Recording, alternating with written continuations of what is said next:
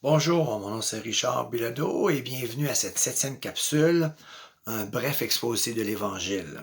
Avant de progresser où ce que le Seigneur veut me conduire à donner une définition de ce concept de qu'est-ce que la vérité, j'ai vu bon avec lui de plonger encore les regards dans la mort du Seigneur Jésus et dans sa résurrection, un bref résumé de la dernière capsule, pour comprendre une autre vérité, c'est que Isaïe nous dit dans Isaïe 53, verset 10, il a plu à l'Éternel de le briser par la souffrance.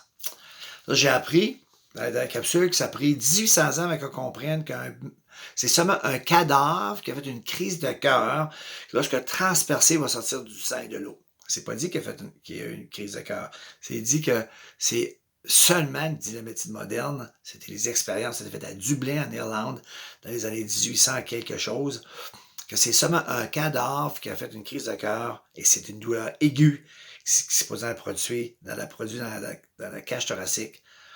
Et c'est la transpercée, lorsqu'il a été transpercé qui prouve cela. Et donc, je regarde la douleur que le Seigneur Jésus a subie à la croix du Calvaire. Et ça a tout commencé le soir qu'il faut arrêter. Il a passé la nuit debout, à coups de poing d'en face. Et après ça, ils ont mis une couronne d'épines sur la tête. Puis si j'aurais été un tortionnaire, et je crois qu'il l'était, parce qu'ils l'ont frappé avec un roseau, que les épines rentrent dans le champ. Je l'aurais placé juste à être sadique, là, je l'aurais placé juste où les veines, les veines frontales, pour que les épines percent la chair, percent ces veines-là. Et moi, voyez-vous, j'ai un doigt croché, j'ai réussi, c'est quoi, me faire couper un doigt. Et ça saigne. Mais qu'est-ce qui arrive si on sent le battement de cœur au bout du doigt? Poum, poum, poum, poum. Imaginez ici, les veines ont été rentrées à coups de bâton, à coups de roseau, dur et flexible, que ça fend dessus de la tête en plus, que ça saigne encore plus, pour que les épines redescendent dans la chair. Et là, vous pouvez entendre chaque épine, comme moi, au bout de mon doigt. Poum, poum, poum, poum, poum, poum, poum, poum, poum, poum, poum. Tout le temps qu'il était à eu les épines qui s'est rentré dans sa tête. Et en plus, on le fouette à mort, au point que, lorsqu'il fut le temps de transporter sa croix, on a forcé un homme, appelé Simon de Cyrène, pour transporter sa croix. Le Seigneur était épuisé. De plus, parce que Dieu, vu qu'il a pris plaisir à le briser par la douleur, il transperçait des clous, les miens et les pieds, attache cloué à la croix. Puis les Romains, ça, ils faisaient, pas toujours, mais ils faisaient un trou dans la terre, parce qu'ils rentraient la croix, puis qu'elle tombait dans le trou. Un corps, là, c'est vide dans toute la douleur qui s'intensifie dans son corps, la vibration qui a tombé dans le fond du trou avec la croix.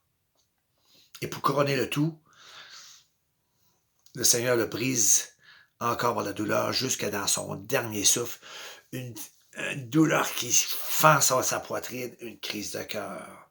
Sans compter les douleurs morales, abandonner des siens, le monde se moque à la croix du Calvaire, jamais été cru, on l'a méprisé tout le long de son ministère, et à la croix qui crie, mon Dieu, pourquoi m'as-tu abandonné? Il a connu, c'est quoi? L'enfer, que ça va être ça? L'éternité sans Dieu. Là, il meurt sans Dieu sur la croix du Calvaire.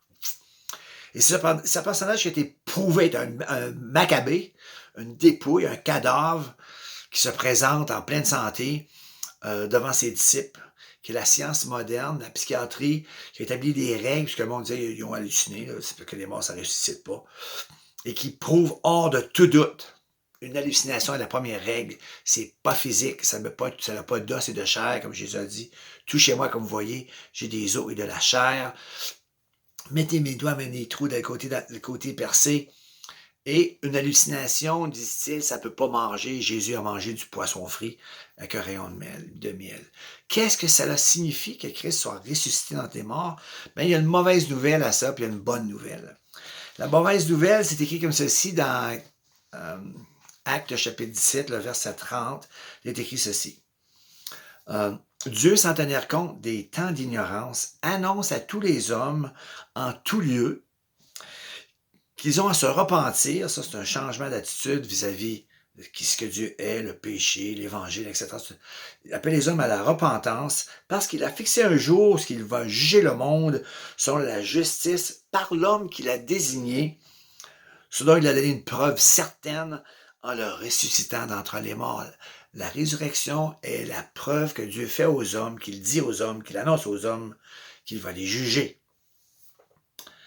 Que signifie aussi la résurrection d'entre les morts? Ben, il a vaincu la mort. Il est écrit « Ô mort, où est ta victoire? » Et là, vous savez, depuis qu'il est ressuscité dans tes morts, qu'il est monté au ciel, mais les croyants, jusqu'à ce jour, sont tous morts, comme les incroyants. Et ils vont en mourir encore jusqu'à son retour. Ben, à son retour, il va y avoir encore des croyants vivants. Et voici ce qu'il est écrit. C'est vraiment beau. Je pense qu'il y a des personnes qui n'ont jamais entendu ça. Les personnes qui ne croient pas. Ça va être la première fois de votre vie que vous allez entendre ça. Et voici ce qu'il est écrit. Je vous révèle un mystère. C'est une chose cachée qui va être mise en lumière. Nous ne mourrons pas tous, mais nous serons tous changés en un instant, en un clin d'œil, à la dernière trompette. Les morts ressusciteront incorruptibles et nous serons changés incorruptibles. Et alors s'accomplira cette parole de l'Écriture, ô mort, où est ta victoire? Donc, ceci a été écrit par ceux qui nous ont rencontrés, qui sont des témoins oculaires. C'est afin que nous croyons que Jésus est le Christ et en croyant, vous receviez la vie éternelle.